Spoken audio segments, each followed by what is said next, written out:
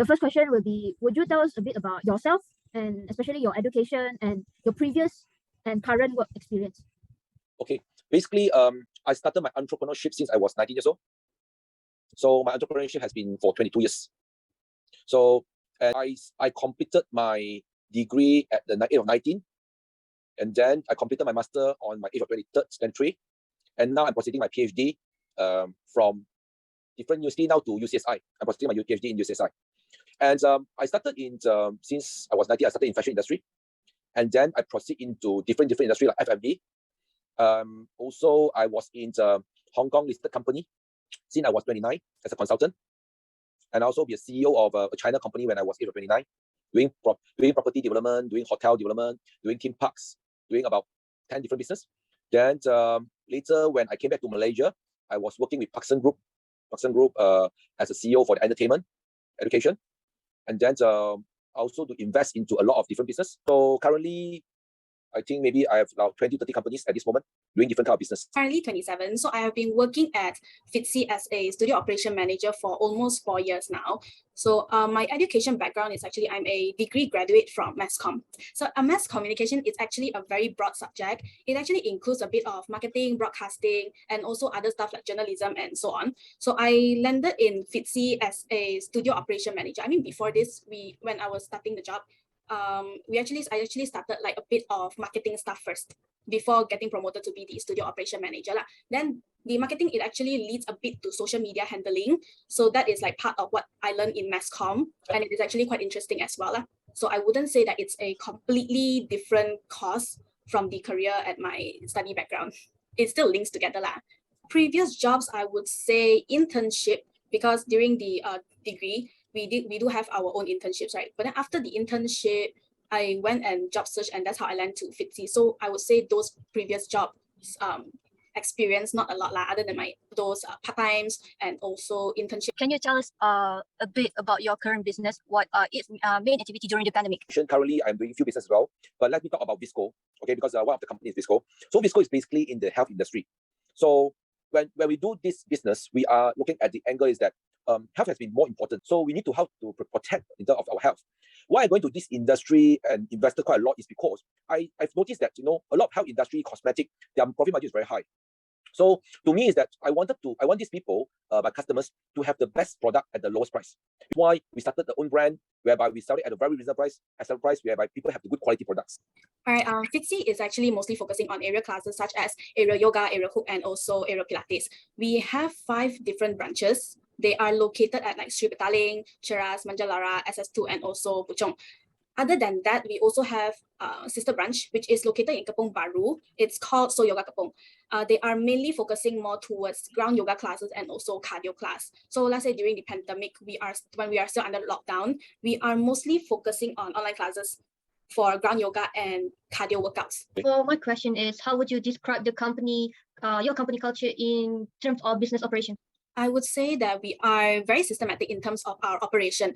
We have our own hierarchy system, and every employee actually has their own roles. So we have a boss. So our boss he would oversee the studio online, and sometimes he would also come and visit the studios himself. But then most of the time he will be behind the scenes. That means that he'll be online. And if there is anything that we need to issue, we have a WhatsApp group to issue them.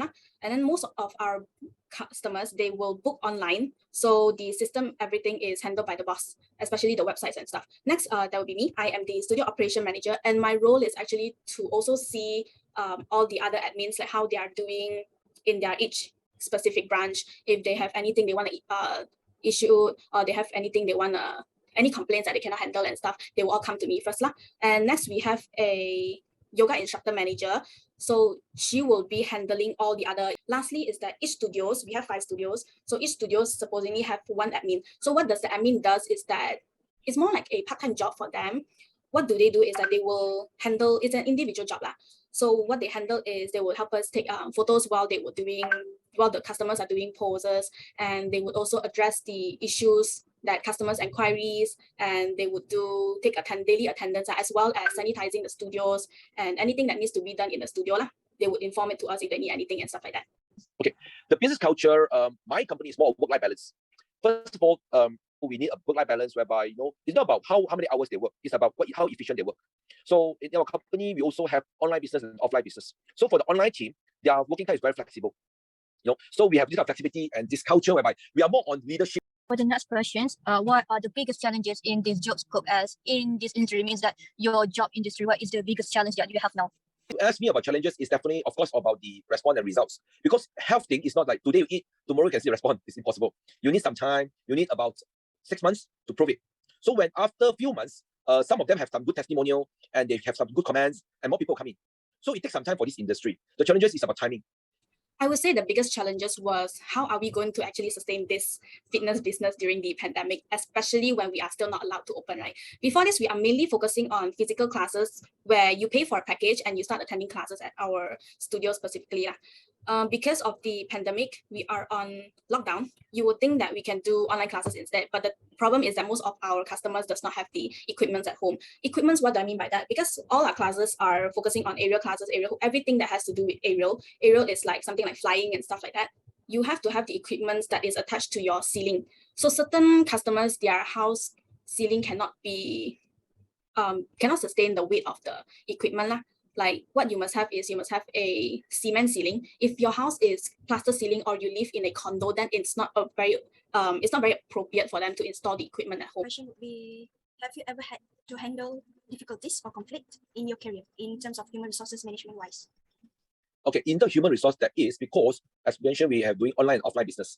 For offline business, it's still okay because, of course, we're not talking about COVID. We'll talk about once they can come to work, quite stable. We can manage the people, we can talk to them. But people online, you couldn't see them. You don't know what they think. They might be working on and off. And then one issue is that, for example, like live streamers, they might be doing their own things. In the discipline, there's some issues. The problem is, it's very hard to find staff in terms of that.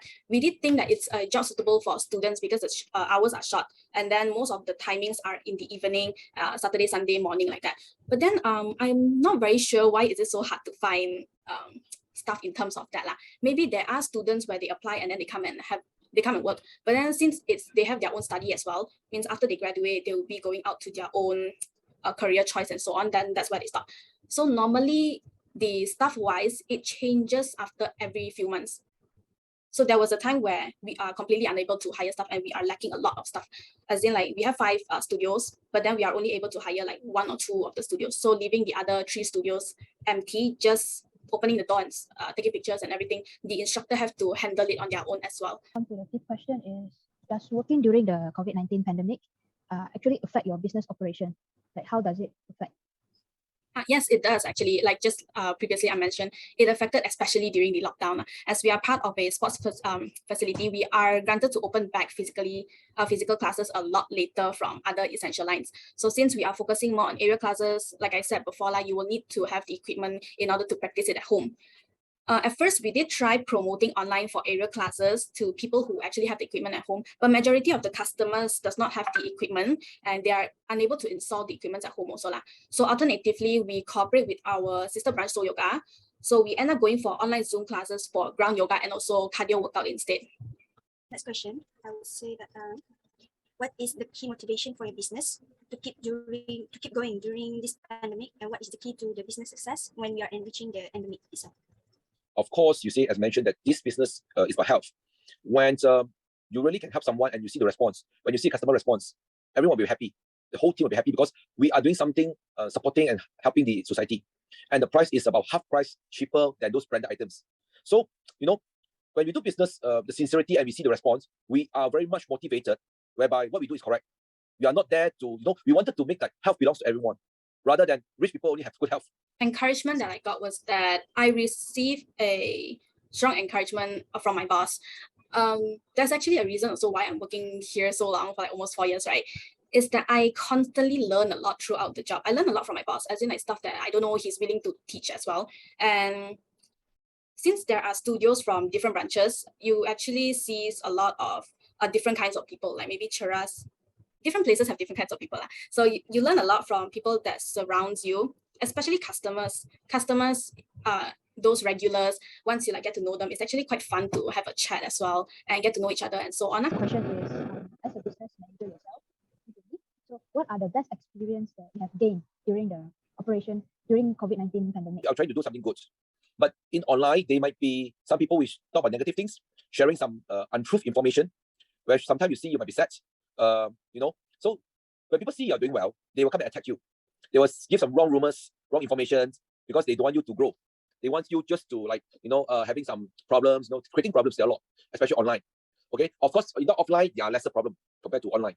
So even though that it is actually quite challenging to sustain during the last few years of COVID era, I would say I learned a lot in terms of patience to actually continue operating this fitness studio.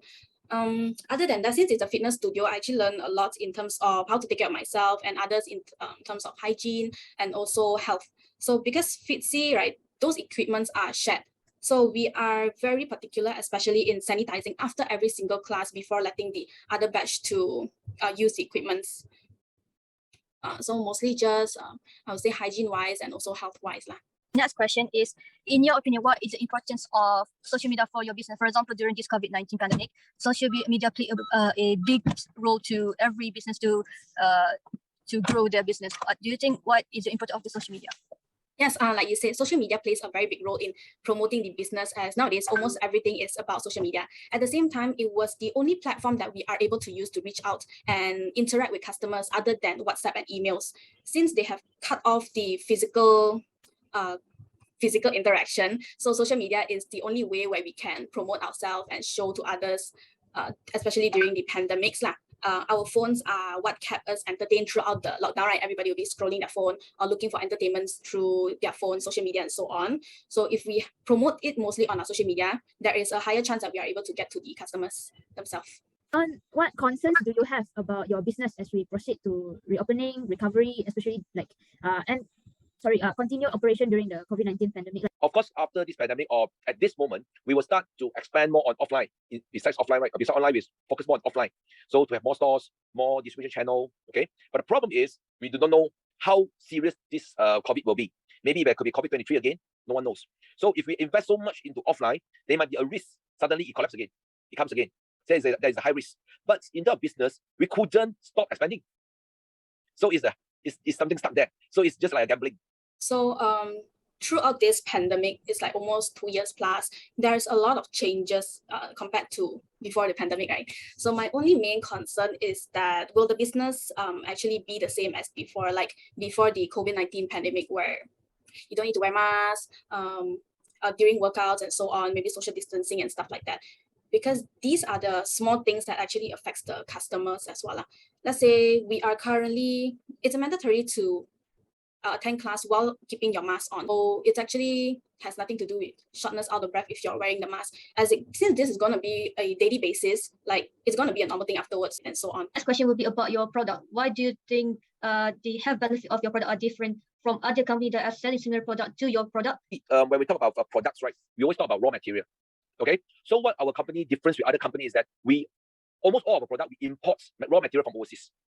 So every product we mix with our overseas raw material with our product, because we believe that you cannot compare Malaysian apple and Fuji apple. Your Fuji apple is always more delicious, right? So we buy the best raw material from overseas and mix with Malaysian raw material and produce it in Malaysia. So this is how we make us different and have a better quality, but our price is half price cheaper than the market rate. Where would the customer find your company details or maybe a product about your details? Okay, of course, we have our own e-commerce platform, but the most practical is that we're using KOLs, key opinion leaders, while there are a lot of influencers outside promoting for us. Can you give some words of encouragement for students or people who aspire to become an entrepreneur and develop a business in their future? I would say if you have an idea, don't be afraid to actually give it a try. It's like if you never try it, you will never know what the outcome is. So this is a quote where I recently heard from someone. It is that there is no such thing as failure. So it is either you win or you learn from your past mistakes. I just could say that every young people have the chances to be an entrepreneur. Okay, especially in this era, even when you are 18 or 15 or 20 years old, you can be entrepreneur. Anyone can be entrepreneur, and it's much more easier compared to my era. Past 20 years, when I come up for this entrepreneurship, is very difficult. You need capital, and this era you do not need capital. What you need in this era is knowledge, your skill, okay, and the know-how.